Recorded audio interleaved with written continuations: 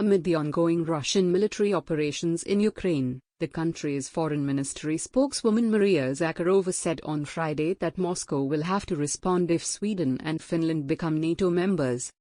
All its member states in their national capacity, including Finland and Sweden, have reaffirmed the principle that the security of one country cannot be built at the expense of the security of others. Obviously, the accession of Finland and Sweden to NATO, which is primarily a military alliance as you well understand, would have serious military and political consequences, which would require our country to make response steps, Zakharova told a briefing. On Thursday, NATO Secretary-General Jens Stoltenberg invited Sweden and Finland to attend a NATO virtual summit on the situation in and around Ukraine on Friday. On the same day, Finnish Prime Minister Sanna Marin said that Finland will be ready to join NATO if the issue of national security becomes acute. Nuclear conflict? Russian Defense Minister Sergei Shoigu earlier stated that Ukraine may obtain tactical nuclear weapons as it has more capabilities than Iran and North Korea. He recalled Kiev's desire to once again become the nuclear power. It is quite dangerous for a number of reasons. Firstly, during the long years of Soviet power and being a part of the Soviet Union, the capabilities to create such weapons, not only weapons but also their launchers, were built up there, in Ukraine, Shoigu told a meeting of the Russian Security Council. The minister noted that tactical nuclear weapons are deployed in Germany, so these sorts of weapons may appear in Ukraine as well and would be deployed on launchers that already exist today. The minister recalled the Tactical Operational Missile Complex TOCH-AA, and said that tactical nuclear warheads can be easily deployed on these missile systems. He highlighted that Ukraine has the equipment, technologies, specialists, that are much greater than those of Iran and North Korea, which the world community is trying to denuclearize. Russian President Vladimir Putin then stated that Ukraine creating nuclear weapons would radically change the situation in the world, adding that it is a real danger and not just a bravado. It will be much easier for Ukraine to acquire tactical nuclear weapons than for some other states which are actually conducting such developments, especially in the case of technological support from abroad. And we shouldn't rule this out either.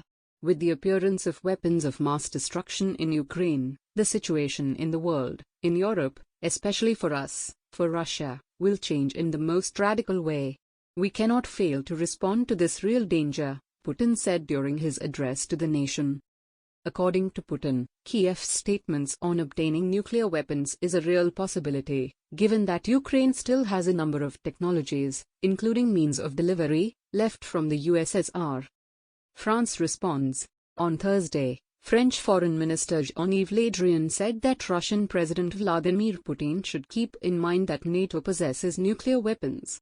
France is one of the 5 countries formally considered to have nuclear status under the Non-Proliferation Treaty, on par with Russia, China, the United Kingdom and the United States.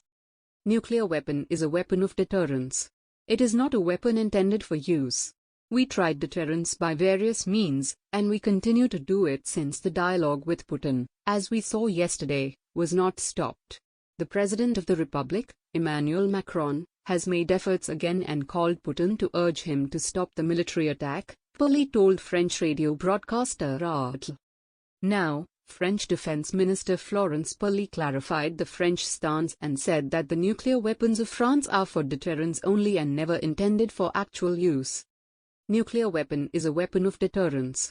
It is not a weapon intended for use. We tried deterrence by various means, and we continue to do it since the dialogue with Putin, as we saw yesterday, was not stopped.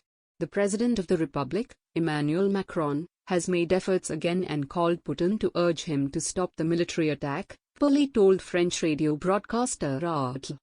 In the early hours of Thursday, Russia launched a military operation in Ukraine after the breakaway republics of Donetsk and Luhansk requested assistance to defend themselves from attacks by the Ukrainian troops. The Russian Defense Ministry said the operation was targeting the military infrastructure of Ukraine and the civilian population was not in danger. Moscow says it has no plans to occupy Ukraine.